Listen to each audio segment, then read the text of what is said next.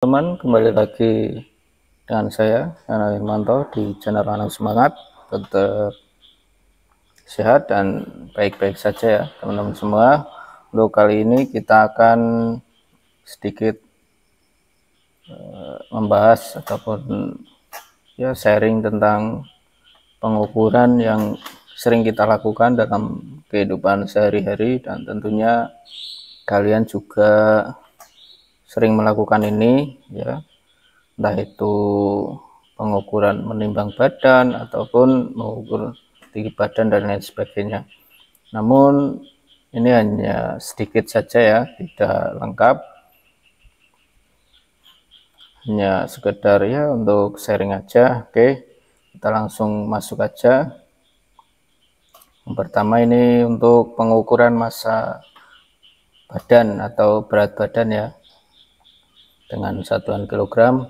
Nah, kalian tentunya pernah melakukan ini ya, dan mungkin dari kecil sampai sekarang ya.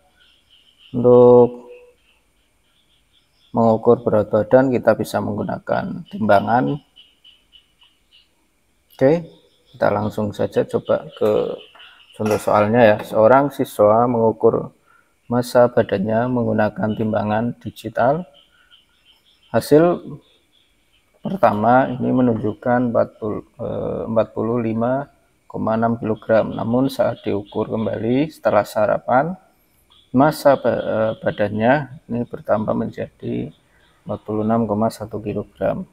Jadi berapa kenaikan massa badan siswa tersebut? Nah, langkah penyelesaiannya ini masa sebelum kita tulis, masa setelah sarapan kita juga tulis. Nah, kita tinggal mengurangi saja masa kenaikannya, yaitu masa setelah sarapan dikurangi masa sebelum sarapan, dan 46,1 kg dikurangi 45,61 kg sama dengan 0,5 kg. Nah, sebelum kita lanjut ke perhitungan selanjutnya, fungsinya apa sih atau kegunaan kita, kenapa kok ini dibahas? Ya, tentunya teman-teman juga ada yang beberapa melakukan program ataupun melakukan sesuatu hal yang tentunya melibatkan untuk penurunan ataupun menaikkan berat badan gitu ya. Kalau istilahnya sekarang itu program diet ataupun program pengemukan badan, seperti itu ya. Selanjutnya ini adalah pengukuran jarak tempuh ke kampus ya. Ini saya ambil analoginya seperti ini. Nah, untuk contoh soalnya ini adalah Doni setiap hari berangkat ke kampus dari rumahnya. Jarak dari rumah ke kampus ini adalah 7,5 km.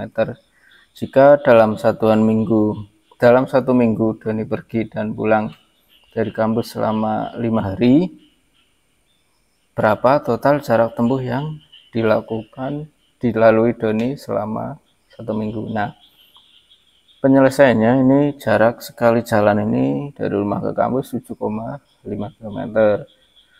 Perjalanan pulang pergi ini tinggal dikalikan 2 aja ya, sama dengan 15 km ini per harinya. Nah, frekuensinya ini selama 5 hari dalam 1 minggu.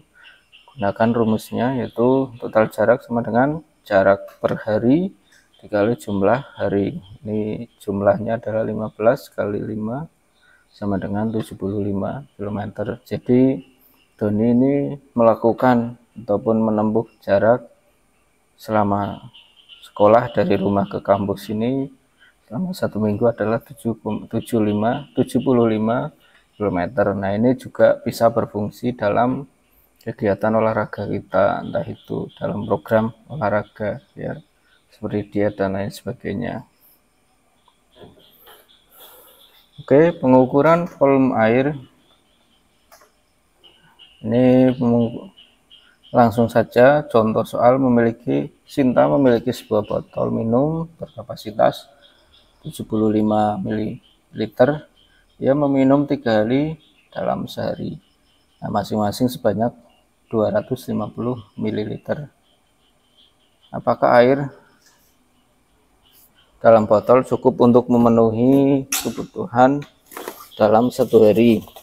Nah, kita langsung saja ke langkah penyelesaiannya.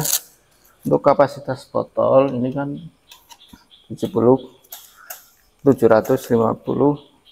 ml, sedangkan jumlah yang diminum oleh Sinta setiap kali minum ini adalah 250 ml. Nah, frekuensinya itu selama 3 kali atau 3 kali sehari gitu ya. Nah, total volume air minum diminum dalam sehari-hari. Nah, kebutuhan air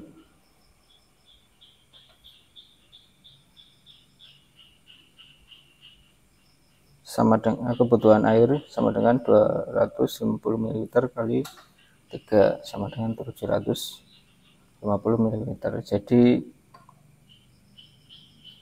perbandingannya sama gitu ya, kebutuhan dengan kapasitas air. Kebutuhan yang dibutuhkan Sinta ini dengan kapasitas botol ini sesuai gitu ya. Terus yang selanjutnya adalah pengukuran putaran roda sepeda. Nah, saat di kayu ini dengan kecepatan sedang roda berputar sebanyak 120 rpm atau putaran per menit gitu ya.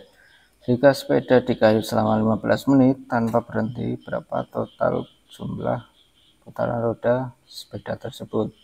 Nah, untuk langkah penyelesaiannya adalah kecepatan putaran roda ini sama dengan 120 rpm.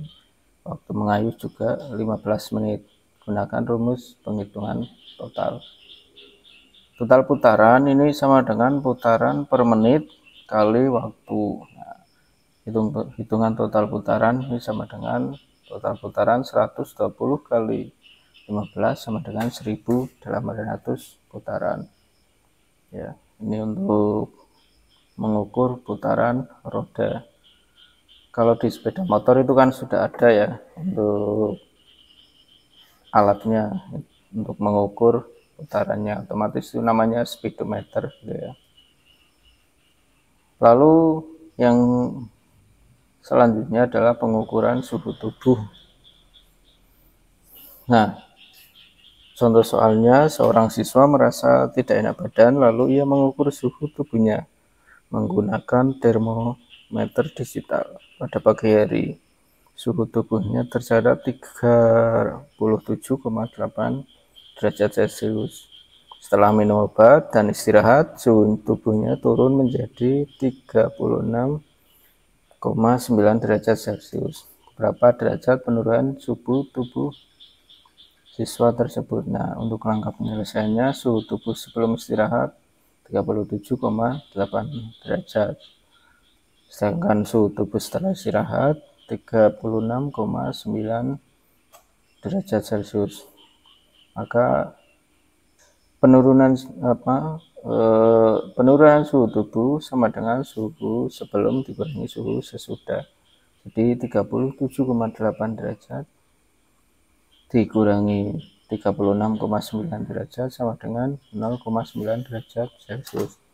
Oke, itu beberapa jenis pengukuran yang sering kita lakukan di kehidupan sehari-hari. Mudah-mudahan bisa menjadi referensi ataupun bisa menjadi ya